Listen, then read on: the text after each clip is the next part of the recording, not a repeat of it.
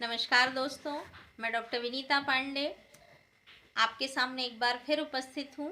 और आप सभी समझ रहे हैं कि हम अभी बीएड और एमएड के साइकोलॉजी प्रैक्टिकल की बात कर रहे हैं। और साइकोलॉजी प्रैक्टिकल जो होता है वो प्रत्येक शिक्षक के लिए या प्रत्येक असिस्टेंट प्रोफेसर्स के लिए बहुत ज़्यादा ज़रूरी होता है। पिछले वीडियोस में हमने जाना कि आपका साइकोलॉजी प्रैक्टिकल है क्या और वो कैसे किया जाता है, मुख्य प्रैक्टिकल्स कौन कौन से होते हैं, उनका वर्गीकरण कैसे किया जाता है। अब आज हम जानने वाले हैं कि एक अच्छा परीक्षण जो होता है, अच्छा टेस्ट जो होता है, अच्छे परीक्षण की विशेषताएं क्या होती हैं, क्योंकि ये प्रश्न लगभग कई बार परीक्षाओं में पूछा जाता है।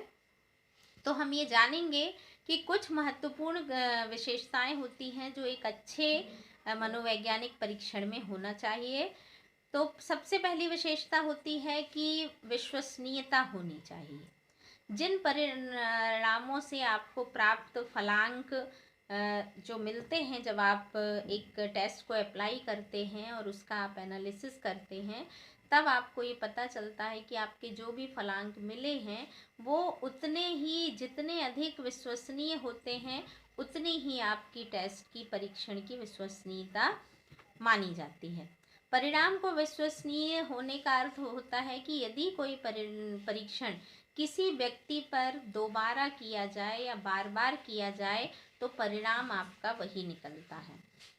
तो विश्वसनीयता जो है, बार बार करने के बाद भी यदि आपका वही फलांक आ रहा है तो समझ जाइए कि आपका परीक्षण जो है वो बहुत अच्छा है। तो एक अच्छे परीक्षण की विशेषता, पहली विशेषता आपकी विश्वसनीयता होनी चाहिए। फिर आपकी वैलिडिटी है, वैधता। किसी परीक्षण को वैध तभी माना जाता है जबकि उसमें सभी तत्वों का मापन हो। जैसे मान लीजिए आपका एक ही पक्ष का मापन ना हो, आपके आंतरिक, बाह्य और हर तरह का जो पक्ष है उसको अगर आप एनालाइज कर पा रहे हैं तभी आपका जो टेस्ट है वो बहुत अच्छा है। और उसका निर्माण जो है इस तरह से किया जाना चाहिए कि आप जिस चीज़ का मापन करना चाह रहे हैं वो आपको पूरी तरह से उसमें मापा जा सके। फिर होता है आपका वस्तुनिष्ठता। वस्तुनिष्ठता में, परीक्षण में वस्तुनिष्ठता तभी होती है जब उस प्रश्नावली का हर प्रश्न जो होता है उत्तर की पुष्टि से निश्चित और स्पष्ट हो। जैसे आपने देखा होगा कि ऑब्जेक्टिव टाइप के क्वेश्चंस होते हैं और कई प्रश्नों में सहमत और असहमत होता है, कई में थोड़ा असहमत है, कई में पूर्ण, कई में हाँ और नहीं।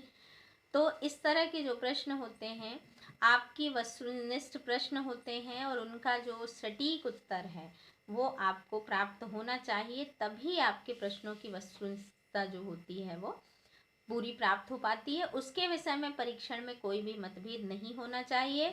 इससे लाभ ये होता है कि परीक्षण के जो परिणाम और व्यक्तिगत विचारों का जो परिणाम पर व्यक्तिगत विचारों का कोई भी प्रभाव नहीं पड़ता।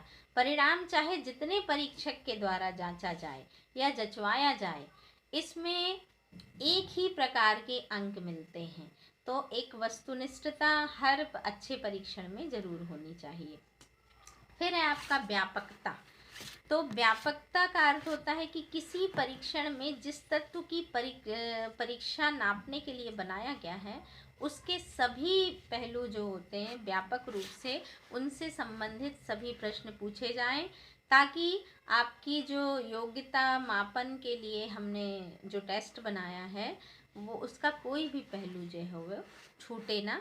तो आपका जो परीक्षण है वो व्यापक होना चाहिए। फिर है आपका विभेदीकरण।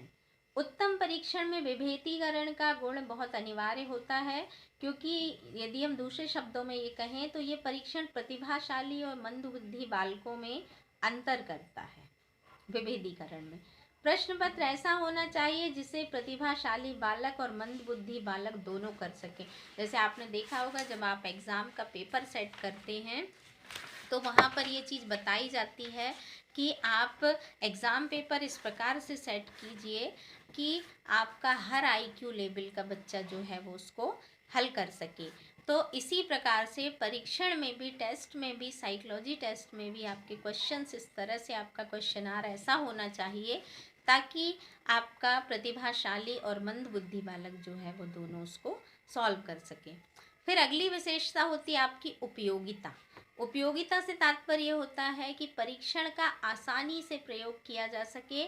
इसके लिए आवश्यक है कि उसके आदेश जो हैं वो सरल होना चाहिए, विधि जो है वो बहुत सरल हो और बहुत कम समय में आप सारी चीज़ों को एनालाइज कर पाएँ और विद्यार्थी भी बहुत कम समय में अपनी पूरी चीज़ों को बता पाएँ, तभी एक जो परीक्षण होती है उसकी उपयोगिता अच्छे से साबित हो सकती है।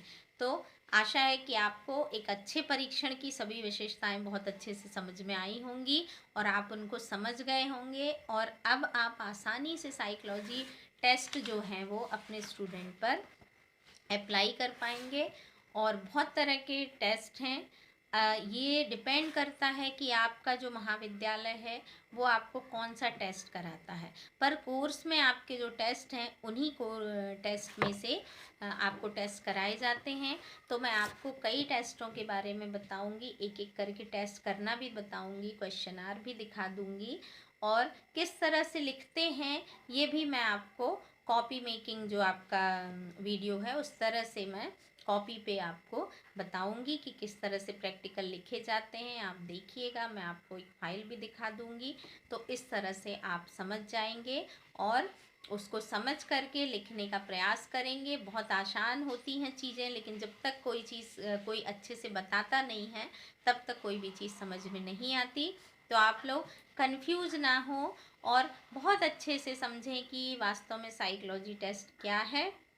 जब आपके बेसिक कॉन्सेप्ट क्लियर हो जाएंगे तो आपको किसी भी प्रकार की कोई भी परेशानी नहीं आएगी। तो आशा है कि आपको मेरी ये चीज़ें समझ में आई होंगी। आप अपने और भी मित्रों को और भी विद्यार्थियों को बताएंगे। और आज के लिए बस इतना ही। अगले वीडियो में हम मनोवैज्ञानिक परीक्षणों के बारे में या साइकोलॉजी प्रैक्टिकल जो आपके होते हैं वो कैसे किए जाते हैं इनके बारे में बात करेंगे। धन्यवाद।